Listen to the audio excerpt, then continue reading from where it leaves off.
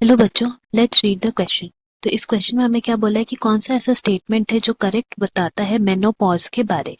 तो ऑप्शंस हमें यहाँ दिए गए। ए में लिखा है menopause occurs because all female follicles become hormone producing corpus luteum.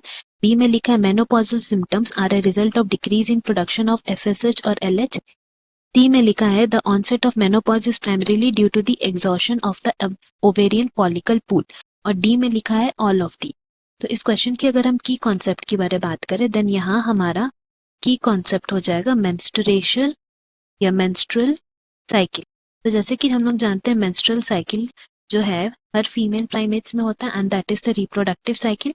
तो हम लोग बोल सकते हैं कि जब भी ये मेंस्ट्रुअल साइकिल स्टार्ट होता है किसी भी फीमेल में तो उसको हम लोग नाम दिए हैं मेनार्क।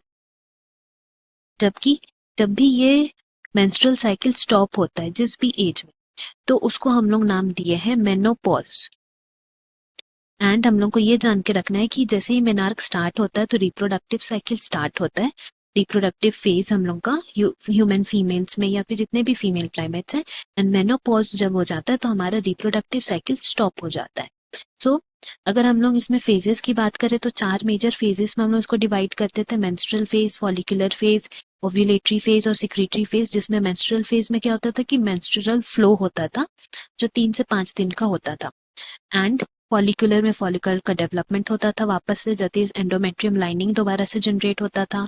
फिर ओव्यूलेशन हो जाता था हमारा ओव्यूलेटरी फेज में एंड देन फिर ल्यूटियल फेज में वापस से जो है वो एंडोमेट्रियम लाइनिंग और ज्यादा स्ट्रांग होता था एंड प्रोजेस्टेरॉन का रिलीज होता था। ये पूरा ओवरऑल फंक्शन है मेंस्ट्रुअल साइकिल का।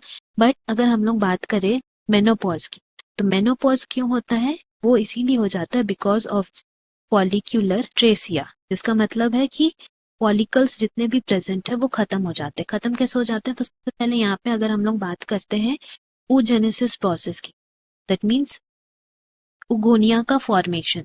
ओवम का फॉर्मेशन कैसे होता है, उगोनिया जो हमारे प्रेजेंट रहते हैं हम लोग यहाँ लिख सकते हैं उगोनियम।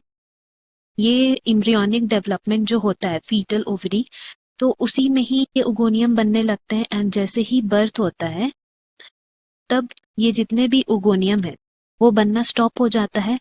तो बर्थ के बाद ये स्टॉप हो जाते हैं एंड उसके बाद क्या होता है यही उगोनियम प्राइमरी oocyte सेकेंडरी oocyte बनाता है। सो उस केस में क्या होता है कि till the age of puberty तक आने में ओनली 60,000 टू 80,000 फॉलिकल्स जो है हमारे वही प्रेजेंट रह जाते हैं। या फिर हम लोग बोल सकते हैं कि उतने ही oocytes हैं, 60 to 80,000 oocytes ही बचे रह जाते हैं, बाकी सब डीजनरेट हो जाते हैं।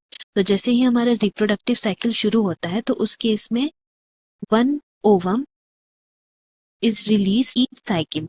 हर एक साइकिल में एक एक ओवम रिलीज होता है। तो कभी ना कभी जितने oocytes बने थे वो सब खत्म हो जाएंगे एंड जब खत्म होते हैं उसको फॉलिकुलर एट्रेसिया बोलते हैं। वो सारे फॉलिकल्स फिनिश हो जाने से फॉलिकुलर एट्रेसिया हो गया and that leads to menopause. तो इसीलिए हम लोग बोल सकते हैं यहाँ पे हमारा करेक्ट ऑप्शन हो जाएगा option C, that is onset of menopause is primarily due to the exhaustion of ovarian follicle pool.